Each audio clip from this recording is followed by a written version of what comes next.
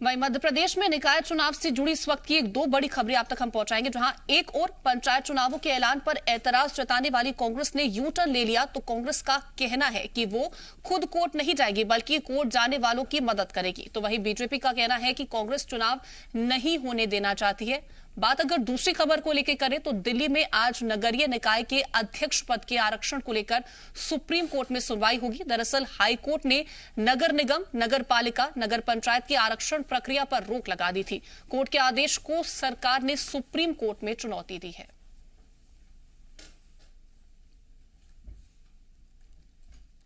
मध्य प्रदेश में पंचायत चुनावों की तारीखों के ऐलान के बाद से सियासत अपने चरम पर है। कोर्ट जाने की बात कहने वाली कांग्रेस अब खुद याचिका दायर नहीं करेगी। कांग्रेस का कहना है कि वो खुद कोर्ट नहीं जाएगी, लेकिन जो भी व्यक्ति कोर्ट जाएगा उसकी कांग्रेस मदद करेगी।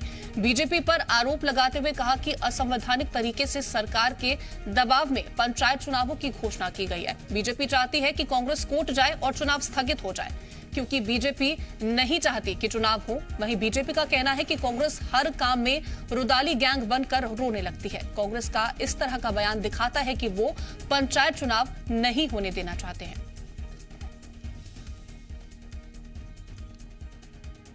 जानबूझकर जो है ये सरकार चुनाव से भागना चाहती है, डर रही है, इसलिए उसने इतने लेखू ना उसमें छोड़े हुए हैं कि अपने आप कोई भी आदमी कोर्ट जाएगा और चुनाव रद्द हो जाए। तो कांग्रेस क्या कोर्ट जाएगी? नहीं, कांग्रेस काहे को कोर्ट जाएगी? ये चुनाव जो है दलीय आधार पर तो होते नहीं। हम तो चुनाव में उतरना चाहते हैं, हम चुनाव में लड़ाई लड़ेंगे। ये तो Bharatiya Janata party escape route ढूंढ रही है। वो सोच रही है कि कांग्रेस चली जाए तो हमारी जान छूटी। हम काहे को 28 उपचुनाव के बाद पिछले जो 4 उपचुनाव हुए हैं, जिस प्रकार का नतीजा आया है और कांग्रेस को बुरी तरीके से हार प्राप्त हुई है, कांग्रेस ये समझ गई है कि हर चुनाव से पहले रुदाली गैंग बन जाना, कभी ईवीएम पर ठीकरा फोड़ देना, कभी कुछ कर देना, और इस प्रकार से वो चुनाव में बाधा बनने का प्रयास करते हैं। पर जनता का साथ जहां पर विकास के लिए है, उसी से भयभीत होकर कांग्रेस फिर से पंचायत चुनाव का एक तरीके से उसकी खिलाफत कर रही है।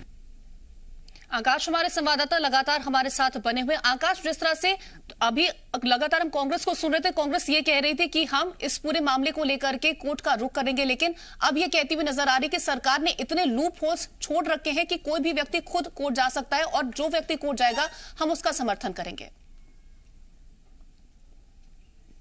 बिल्कुल, देखिए, कांग्रेस पहले मुखर रूप से सामने आई थी कि आरक्षण और परिसीमन को लेकर कोर्ट जाएंगे क्योंकि ये असंवैधानिक है। इसको लेकर पंचायती राज अधिनियम का हवाला भी कांग्रेस की ओर से दिया जा रहा था, कीर्ति।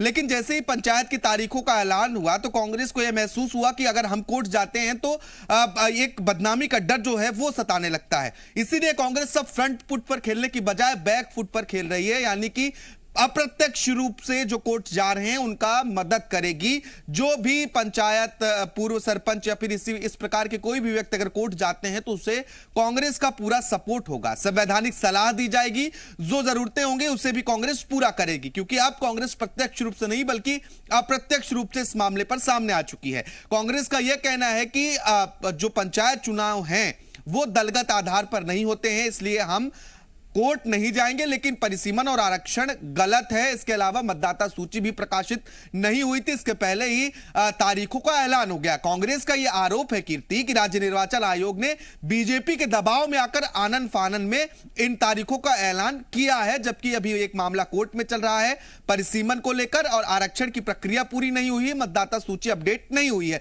ऐसे में यह आनन फानन में जारी की गई है तारीखें। अगर लोग कोर्ट जाते हैं तो हम उनका सहयोग करेंगे। लेकिन बड़ा सवाल, कीर्ति, यह है कि अगर कोई भी व्यक्ति अब दोबारा कोर्ट जाता है, क्योंकि एक याचिका पहले से कोर्ट में है जिस पर मामला चल रहा है, तो पंचायत चुनाव और देरी से हो सकते हैं अगर और भी व्यक्ति कोर्ट जाते हैं तो। ऐसे में कांग्रेस भी उन्हें सपोर्ट कर रही है। 2 साल से पंचायत चुनाव करीब लंबित हैं, लोगों को इंतजार है, गांव की सरकार बननी है, बहुत सारे विकास कार्य हैं जो बिना सरपंच के और तमाम जो पद हैं पंचायत चुनाव के अंतर्गत उनके न होने से पूरा नहीं हो पाता है। और यही कारण है कि प्रदेश भर के लोग पंचायत चुनाव का इंतजार लंबे समय से कर रहे हैं। लेकिन अगर कोई व्यक्ति अब दोबारा कोर्ट पहुंचता है तो अब जाता है, कोर्ट का रुख करता है, तो कहीं ना कहीं जो तारीखों का ऐलान किया गया उसमें फेरबदल हो सकता है। कहीं ना कहीं तारीख जो है वो आगे भी बढ़ सकती है। जिस तरह से तारीखों का ऐलान निर्वाचन आयोग की तरफ से किया गया, उन्होंने कहा कि हम अपनी तरफ से ये सोच के चल रहे हैं कि जो कोर्ट में दायर याचिका है वो कहीं ना कहीं समय पर उसका समाधान निकल जाएगा और तारीखें जो ऐलान की गई हैं उन्हीं पर ही चुनाव किया जाएगा। बिल्कुल कीर्ति, देखिए राज्य निर्वाचन आयोग ने जब तारीखों का ऐलान किया उस वक्त उनसे भी यह सवाल किया गया कि एक मामला कोर्ट में चल रहा है, अभी उसके लिए 2 हफ्ते का समय दिया गया है, लेकिन आरक्षण और परिसीमन को लेकर विवाद है, ऐसे में और लोग कोर्ट जाएंगे तो क्या होगा।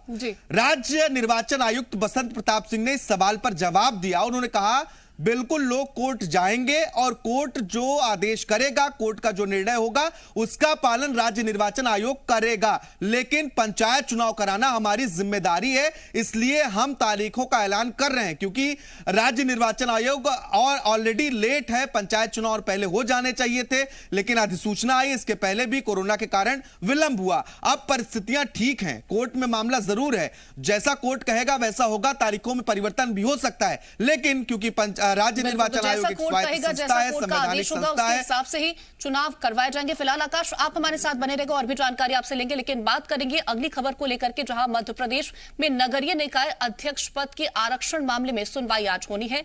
मध्य प्रदेश सरकार की ओर से दायर एसएलपी पर सुप्रीम कोर्ट में आज सुनवाई होगी, जहां पर कोर्ट ने मनवर्धन सिंह और रवि बंसल को नोटिस जारी कर जवाब मांगा है। हाईकोर्ट ने नगर निगम, नगर पालिका, नगर पंचायत के आरक्षण प्रक्रिया पर रोक लगाई थी। कोर्ट के आदेश को सरकार ने सुप्रीम कोर्ट में चुनौती दी है। तो आज एक महत्वपूर्ण सुनवाई सुप्रीम कोर्ट में होने वाली है, जहां पर आरक्षण की प्रक्रिया पर जिस तरह से हाईकोर्ट ने रोक लगाई, उसके बाद से सरकार ने हाईकोर्ट के आदेश को चुनौती दी है, जहां पर सुप्रीम कोर्ट में आज आरक्षण की प्रक्रिया पर सुनवाई होनी है।